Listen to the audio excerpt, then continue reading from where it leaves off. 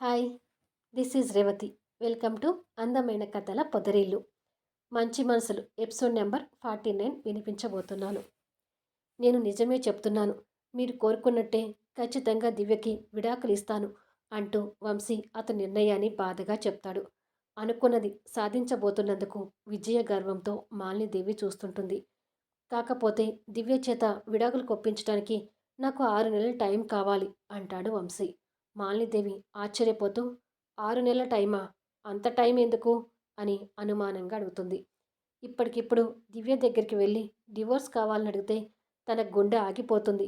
అందుకని దివ్యని ఇప్పుడే డివోర్స్ అడిగే ధైర్యం చేయలేను. మా ఇద్దరి మధ్య ఎంత చక్కటి అనుబంధం ఏర్పడిందో మీకు తెలుసు. ఇప్పుడు ఆ అనుబంధం నుంచి దివ్యని దూరం చేయాలంటే నాకు 6 నెలల టైం కావాలి. ఈ 6 నెలల్లో దివ్య నుంచి నేను నెమ్మదిగా దూరం అవుతుంటాను. తను మళ్ళీ ఒంటరి జీవితానికి అలవాటు పడేలా చేస్తాను. తనకి నా ప్రేమాభిమానాలు దూరమైనా అది తట్టుకొని బతకగలిగే మానసిక స్థితిని తనకు కల్పించి ఆ తర్వాత తనని డివోర్స్ కొప్పిస్తాను. నన్ను నమ్మి 6 నెలలు టైం ఇవ్వండి. మీరన్నట్టుగానే దివ్య నుంచి విడాకులు తీసుకొని దూరంగా వెళ్ళిపోతాను అంటాడు వంశీ. మాలినీదేవి అనుమానంగా చూస్తుంటుంది. మీ గురించి తెలిసి కూడా మీ దగ్గర అబద్ధం ఎందుకు చెప్తాను మేడం? అబద్ధం చెప్పి మీ దగ్గర ఎన్ని రోజులని తప్పించుకొని తిరుగుతాను? నేను చెప్పేది నమ్మండి అని అంటాడు. సరే వంశీకృష్ణ, నేను నమ్ముతున్నాను. కాకపోతే ఈ 6 నెలలు దివ్యతో నీ నడవడికను నేను కూడా గమనిస్తుంటాను. నాకు ఏదైనా అనుమానం వస్తే మాత్రం చూస్తూ ఊరుకోనని గుర్తుపెట్టుకో. ఈ రోజు నుంచి సరిగ్గా ఆరు ఆరు నెలల తర్వాత దివ్య చేత డివోర్స్ పేపర్ మీద సైన్ చేయించి నా దగ్గరకు తీసుకురావాలి. లేకపోతే ఈ రోజు ఆగిపోయిన హత్య ఆ రోజు కంటిన్యూ అవుతుంది. గుర్తుపెట్టుకో అని హెచ్చరిస్తుంది. మొహంలో జీవం కోల్పోయిన వంశీ అక్కడి నుంచి వెనుదిరుగుతాడు. అక్కడి నుండి వంశీ రఘు వాళ్ళ ఇంటికి వచ్చి వాళ్ళ దంపతులకి ఎదురుగా కూర్చొని ఉంటాడు. వంశీ చెప్పేది విని రఘు, సుజాత ఇద్దరూ షాక్ అవుతుంటారు. ఏంట్రా నువ్వు అనేది? దివ్యకు విడాకులు ఇస్తావా? దివ్య నీ నుంచి విడిపోయి బతకగలుగుతుందా? అసలు దివ్యకు దూరమయ్యాక నీ పరిస్థితి ఏంటో ఆలోచించావా అని అడుగుతాడు రఘు. ఇప్పుడు నా గురించి వదిలేరా. దివ్య గురించి ఆలోచిస్తుంటేనే బాధగా ఉంది. పాపం రా దివ్య. చిన్నతనం నుండి అందరూ ఉండి కూడా ఒంటరిగా బతికింది. ఇప్పుడిప్పుడే నేను తనకి తోడుగా ఉన్నానని సంతోషిస్తుంది. ఇప్పుడు నేను కూడా తనకి దూరం కావాల్సిన పరిస్థితి వచ్చింది. ఇది ఎలా తట్టుకోగలుగుతుందో అర్థం కావడం లేదు అంటాడు వంశీ బాధపడుతూ. నువ్వు ఎన్నైనా చెప్పరా, దివ్యకు విడాకులు ఇస్తానంటే నా మనసు అంగీకరించడం లేదు అని అంటుండగా మానస అక్కడికి వస్తూ, తప్పదు రఘు, వంశీ దివ్యకు విడాకులు ఇవ్వడం తప్ప వేరే మార్గం లేదు అని అంటుంది. సుజాత కోపం తెచ్చుకుంటూ, నువ్వు కూడా అలా మాట్లాడుతున్నావేంటి మానస అని అడుగుతుంది. దివ్య ప్రాణాలతో ఉండాలంటే వంశీ విడాకులు ఇవ్వాలి సుజాత. లేకపోతే ఆ మాలినీదేవి అన్నంత పని చేస్తుంది. ఆ మాలినీదేవి గురించి నాకు తెలిసినంతగా వంశీ కూడా తెలీదు. తను అనుకున్నది సాధించడానికి ఎంత దూరమైనా వెళ్తుంది. అసలు ఇప్పుడు వంశీ డివోర్స్ ఒప్పుకోకపోతే ఈ పాటికి దివ్య పరిస్థితి ఎలా ఉండేదో తలుచుకుంటేనే భయంగా ఉంది. దివ్యని ప్రాణాలతో చూడాలంటే మనం వంశీ నిర్ణయాన్ని యాక్సెప్ట్ చేయక తప్పదు అంటుంది మానస. మానస మాటలు విన్నాక ఇక రఘు, సుజాత కూడా ఏమీ మాట్లాడలేకపోతుంటారు. మరి కొద్దిసేపటికి వంశీ అక్కడి నుంచి దివ్య దగ్గరికి వస్తాడు. వంశీ లోపలికి రాగానే దివ్య వంశీ చుట్టూ వెతుకుతుంటుంది. ఏం వెతుకుతున్నావు దివ్య అని అడుగుతాడు వంశీ. మీ మొహాన ఎప్పుడూ ఉండే చిరునవ్వు ఇప్పుడు కనిపించటం లేదు. ఎక్కడ పడేశారోనని వెతుకుతున్నాను అని అంటుంది వెటకారంగా. ఆ మాటలకు వంశీ బలవంతపు చిరునవ్వు నవ్వుతాడు. దివ్య ఆ నవ్వుని చూసి వంశీ మెడ చుట్టూ చైన్లాగా చేతులు వేసి, జీవం లేని నవ్వు నవ్వుతున్నారు. అసలు ఈ మధ్య మీకు ఏమైంది? ఎందుకు అలా ఉంటున్నారు అని అడుగుతుంది. వంశీ బాధని కప్పిపుచ్చుకొని మెడ చుట్టూ వేసిన దివ్య చేతులను తన చేతుల్లోకి తీసుకొని తనతో కలిసి సోఫాలో కూర్చుంటూ, నేను బాగానే ఉన్నాను కానీ నువ్వు టాబ్లెట్స్ వేసుకున్నావా అని అడుగుతాడు. దివ్య నాలుక ఖర్చుకుంటూ, అయ్యో మర్చిపోయాను వంశీ గారు. అయినా రోజు మీరు ఫోన్ చేసి గుర్తు చేసేవారు. ఈరోజు మీరు కూడా ఫోన్ చేయలేదేంటి అని అడుగుతుంది. వర్కులో పడి నీ గురించి మర్చిపోయాను దివ్య అంటాడు. ఆ మాటకు దివ్య కాస్త ఫీల్ అవుతూ వంశీ హృదయం మీద వాలి, నా గురించి మర్చిపోయానని చెప్పకండి, నాకు బాధగా ఉంటుంది అని అంటుంది. వంశీ తన తల మీద చెయ్యి వేసి ప్రేమగా నిమురుతూ మనసులో మాట్లాడుకుంటూ, ఇలాంటి బాధలు ముందు ముందు నువ్వు చాలా పడాల్సి వస్తుంది దివ్య. వాటిని ఎలా తట్టుకుంటావో తెలియడం లేదు అని అనుకొని దివ్యని అతనికి ఎదురుగా పెట్టుకొని, ఇక నుంచి నా ఫోన్స్ కోసం ఎదురు చూడొద్దు దివ్య. ఎందుకంటే ముందు ముందు నేను చాలా బిజీ అయిపోతాను. ఫోన్స్ చేయటానికి కూడా టైం ఉండదు అని అంటాడు. అంత బిజీ అయిపోతారా? ఫోన్ చేయడానికి కూడా టైం ఉండదంటే ఇక మీరు రావడానికి అని ఏదో మాట్లాడబోతుండగా వంశీ మధ్యలోనే కల్పించుకొని, రావడానికి కూడా అస్సలు కుదరదు. ఎందుకంటే పరిస్థితులు అలా ఎదురవుతున్నాయి. ఆ పరిస్థితులకు తగ్గట్టే మనం నడుచుకోవాల్సి వస్తుంది. లేకపోతే భయంకర ఇబ్బందులు ఎదురవుతాయి అంటాడు. దివ్యకి అర్థం కాక, భయంకర ఇబ్బందులేంటి? అసలు ఏం మాట్లాడుతున్నారు మీరు అని అడుగుతుంది. వంశీ తడబడుతూ, భయంకర ఇబ్బందులంటే భయం కలిగించేవి కాదు, కొన్ని కష్టాలు తెచ్చిపెట్టేవని చెప్తున్నాను అని అంటాడు. ఏంటో మీరు చెప్పేది నాకు ఒక్క ముక్క కూడా అర్థం కావటం లేదు అని వంశీ మొహాన్ని చేతులకు తీసుకొని, కానీ వంశీ గారు, మిమ్మల్ని ఒక్కరోజు చూడకపోయినా కూడా నాకు ఎలాగో ఉంటుంది. ఒకవేళ మీరు ఇక్కడికి రావడానికి వీలు కాకపోతే నేనే మీ ఆఫీస్ దగ్గరికి వచ్చి కాసేపు మీతో మాట్లాడి వెళ్తాను అని అంటుంది. వంశీ ఇబ్బంది పడుతూ, కానీ దివ్య, నేను ఆఫీసులో ఉంటానని కూడా గ్యారంటీ లేదు. ఏ టైంలో ఎక్కడ ఉంటానో, ఏ ఊర్లో ఉంటానో చెప్పలేను. అనవసరంగా నువ్వు ఆఫీస్కి వచ్చి ఇబ్బంది పడుతుంటావు అంటాడు. దివ్య బాధగా ఆలోచిస్తుంటుంది. ఇక ఆ టైంలో దివ్యకు మాట్లాడే ఛాన్స్ ఇవ్వకూడదని వంశీ మాటలు కలుపుతూ, నా ఫోన్స్ కోసం ఎదురు చూడకుండా టైంకి టాబ్లెట్స్ వేసుకుంటానని, ఆరోగ్య విషయంలో నిర్లక్ష్యం వహించనని నాకు మాట ఇవ్వు అని అతని చేయిని ముందుకు చాస్తాడు. దివ్య మాట ఇవ్వడానికి ఆలోచిస్తుంటుంది. తన ఆలోచనని గమనించిన వంశీ కొంచెం సీరియస్ నటిస్తూ, నేను ఇంత చెప్తున్నా కూడా నీకు నా మాట అంటే లెక్కలేదా అని అడుగుతాడు. అయ్యో, ఎందుకంత సీరియస్ అవుతున్నారు అని తన చెయ్యి మీద వంశీ చేతిలో పెట్టి, సరే మీకు మాట ఇస్తున్నాను, నేను మర్చిపోకుండా టైంకి టాబ్లెట్స్ వేసుకుంటాను, ఆరోగ్య విషయంలో ఎలాంటి నిర్లక్ష్యం వహించను, ఇంకొక మాట ఏమిటంటే టైంకి హెల్త్ చెకప్ కూడా వెళ్తాను. ఇప్పుడు ఓకేనా? కోపం తగ్గిందా అని అడుగుతుంది.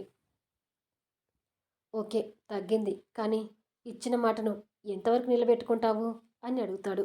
హలో సార్, ఇక్కడ మాట ఇచ్చింది దివ్య. నేను ఒక్కసారి మాట ఇచ్చానంటే దానివల్ల నాకు ఎంత బాధ కష్టం అనిపించినా తట్టుకొని ఉంటాను, కానీ ఇచ్చిన మాటను మాత్రం ప్రాణం మీదకి వచ్చినా తప్పను. మాట అంటే దివ్య, దివ్య అంటే మాట. ఇచ్చిన మాట మీద నాకు అంత గౌరవం ఉంటుంది. ఇంకా మీకు నమ్మకం కుదరకపోతే మీ విషయమే తీసుకుందాం. పెళ్ళికి ముందు మీ ఎంజాయ్మెంట్ లైఫ్కి, మీ సంతోషానికి అడ్డురానని, మిమ్మల్ని మార్చే ప్రయత్నం చేయనని మీకు మాట ఇచ్చాను.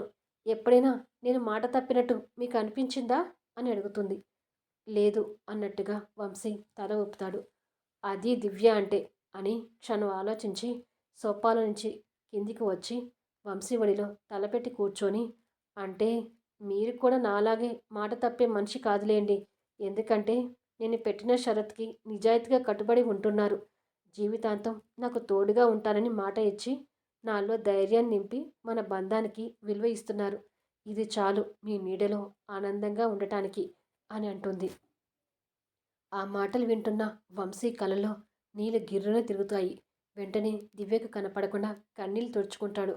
దివ్య సడన్గా లేచి, నా ఆరోగ్య విషయంలో మీకు మాట ఇచ్చాను కదా అని అక్కడున్న టాబ్లెట్స్ తీసి వేసుకొని వాటర్ తాగి, చూసారా, ఇప్పటి నుంచే మీకు ఇచ్చిన మాటను కరెక్ట్గా ఫాలో అవుతున్నాను అని అంటుంది నవ్వుతూ. గుడ్ అని అంటాడు వంశీ కాస్త నవ్వుతూ.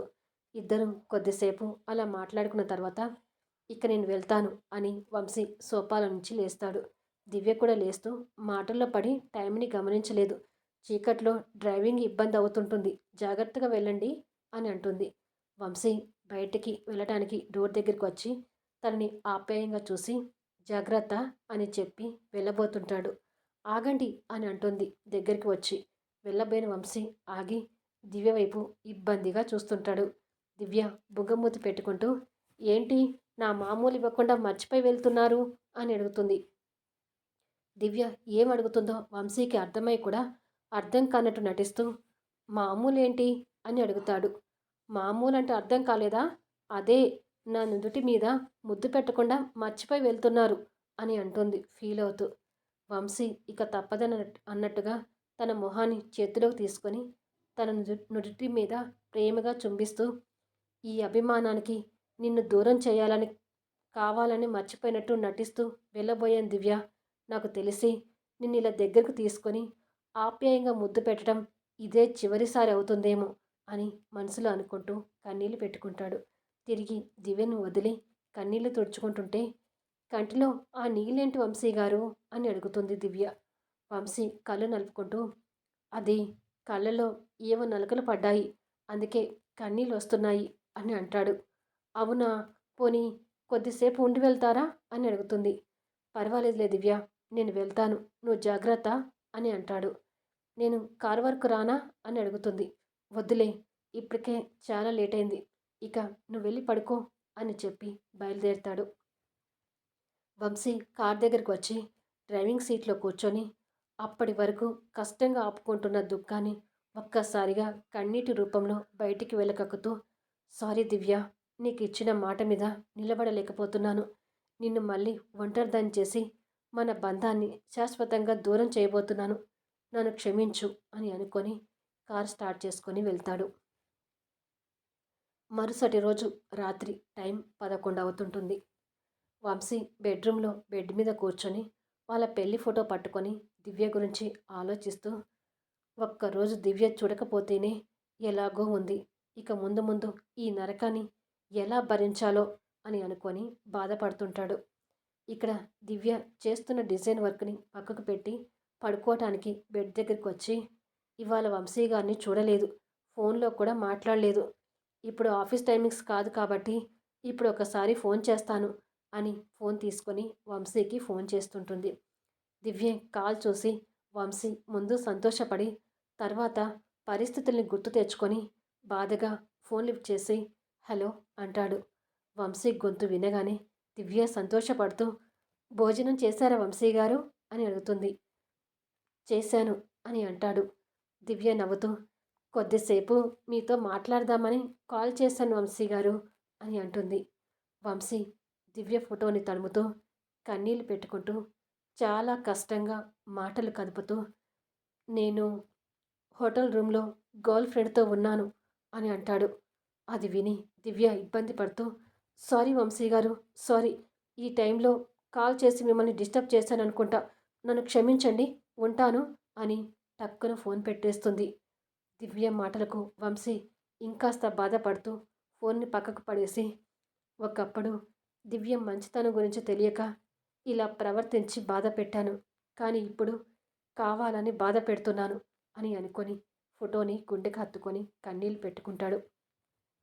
ఇక్కడ దివ్య కూడా ఫోన్ని పక్కకు పెడుతూ, ఛ, ఈ టైంలో ఫోన్ చేయకుండా ఉండాల్సింది అనుకుంటూ ఎంజాయ్మెంట్ లైఫ్కి అడ్డురానని వంశీకి మాట ఇవ్వడం గుర్తు తెచ్చుకొని బాధని దిగమింగుకుంటూ, ఇచ్చిన మాట మీద ఉండాలి కాబట్టి ఈ టైంలో వంశీ గారికి ఎప్పుడూ ఫోన్ చేయకూడదు అని అనుకొని ఆల్రెడీ బెడ్ మీద ఉన్న పెళ్లి ఫోటోని చేతిలోకి తీసుకొని ఫోటోని చూసి తను కూడా ఆ ఫోటోని బాధగా గుండెగా హత్తుకొని పడుకుంటుంది. నెక్స్ట్ ఎపిసోడ్లో కలుద్దాం ఫ్రెండ్స్. ఛానల్ నుంచి వెళ్ళిపోయే ముందు దయచేసి లైక్స్ ఇవ్వండి, కామెంట్ షేర్ చేయండి.